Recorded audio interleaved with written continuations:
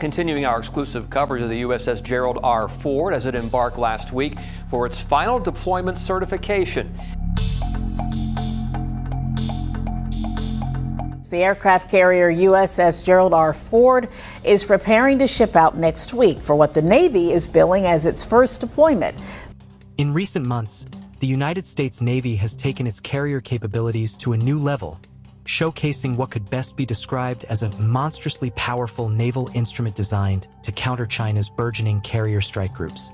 This leap marks a pivotal shift in maritime strategy in the Indo-Pacific, a region increasingly defined by high-stakes naval rivalry, drawing together both cutting-edge technology and evolving geopolitical analysis, including insights from the Russia-Ukraine airstrike scenario you previously provided.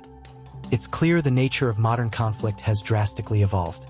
Today's naval contests reflect the same high-tech, multidimensional warfare that dominates the skies over Eastern Europe. At the heart of the U.S. push is the USS Gerald R. Ford, the Navy's latest and most advanced supercarrier. Commissioned in 2017 and currently the largest warship ever built, the Ford introduces a suite of technological advancements that dramatically boost offensive striking, defensive resilience, and overall operational flexibility. Replacing traditional steam catapults, Ford utilizes the electromagnetic aircraft launch system, EMALS, which provides smoother, more precise aircraft launches with an impressive 25% increase in sortie rate and reduced crew size compared to the older Nimitz-class platforms. The EMALS is complemented by a space and resource-saving advanced arresting gear for recoveries, multiple band radars like /Spy-3 and Spy-4, now being upgraded to /Spy-6 on newer vessels, and enhanced anti-air defenses via RIM-162 evolved Sea Sparrow missiles. This combination transforms the Ford into more than just a floating airfield. It becomes a centerpiece for missile defense, reconnaissance, command and control, and logistics in contested zones. It is equipped to sustain 160 sorties per day for extended operations, with a burst capacity of 270 sorties when necessary. Such readiness is vital when facing peer or near-peer navies, as each sortie becomes a potential strike, interception, or surveillance mission. In direct response, China has accelerated its own carrier development. The plan, People's Liberation Army Navy, now fields 3 carriers: Liaoning, Type 001, Shandong, Type 002, and the newer, more advanced Fujian, Type 003, fitted with an indigenous electromagnetic catapult. They are also reportedly building a 4th, Type 004, which may rival Ford-class in both scale and capability. This rapid expansion underscores China's ambition to match U.S. carrier power, but Beijing's naval aviators and infrastructure must still close significant operational gaps. According to analysts, the stakes have already manifested in real-world operations. In early June 2025, for the first time, 2 Chinese carriers, Liaoning and Shandong, conducted simultaneous operations east of the first island chain, penetrating well into the Western Pacific and approaching the second island chain near Guam. These maneuvers, involving over 260 flight operations, signaling a strategic push into the deep Pacific shadowed closely by Japanese and Taiwanese forces. In contrast, U.S. response has included deployments not only of Ford-class carriers like USS George Washington, but also lighter Lightning carriers such as USS Tripoli, LHA-7, capable of deploying F-35B jets and acting as agile aviation platforms. Strategically, this deployment plays out against a backdrop of evolving threats. China's A2/AD, anti-access/area denial, doctrine features advanced anti-ship ballistic missiles, e.g. DF-21D, DF-26, and long-range cruise missiles, YJ-18, YJ-21, that can precisely threaten U.S. carrier battle groups hundreds or even thousands of kilometers offshore. The U.S. Navy, while confident in its defensive layers, acknowledges that complete invulnerability is unrealistic, but focuses on deterring aggression through overwhelming firepower, networked sensors, and layered defense.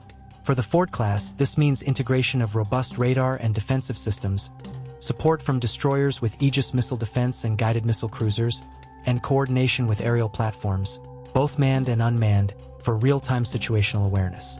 The U.S. emphasis is not on any single weapon, but on building lethality and resilience via a layered, networked battlefield architecture.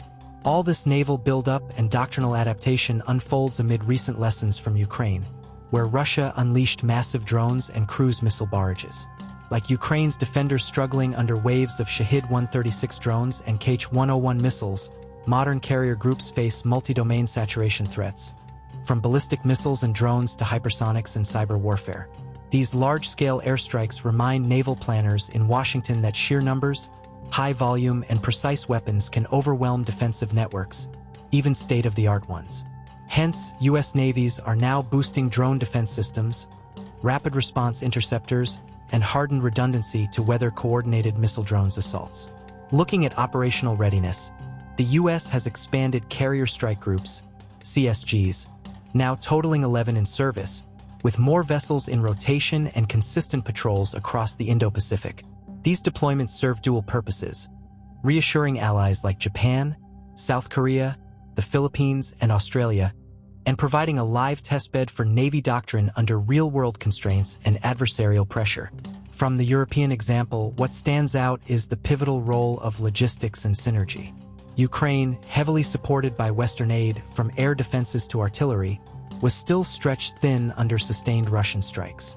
Similarly, Ford-class carriers must manage fuel, munitions, spare parts, and personnel under continuous threat. The Navy's solution is its carrier strike group mix: fast combat logistics ships, replenishment oilers, and aerial refueling UAS, supporting extended operations far from home port, even when under contested fire. Yet no warship can exist in isolation. The Indo-Pacific strategy now includes complementary tools: the Lightning carriers, unmanned platforms, MQ-25 Stingrays for aerial refueling, MQXX drone swarms, cyber-capable warships, and theater-wide ballistic missile defense.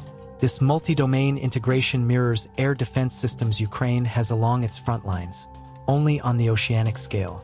Another critical dimension is political signaling. Just as Trump's remarks on Ukraine had ripple effects on Western unity, so too do carrier movements send political signals. When U.S. carrier strike groups sail through disputed waters or conduct joint exercises with regional navies, they're sending messages. Chinese dual-carrier sorties trigger a response. Ford-class patrols, F-35B Lightning carriers visiting Sasebo, FONIPS, freedom of navigation operations, and expanded regional training drills. These are not minor flair. They reaffirm commitment to allies and deter potential aggression. Looking ahead, the U.S. is rapidly enhancing its carrier capabilities. Additional Ford-class carriers, CVN-79 USS John F.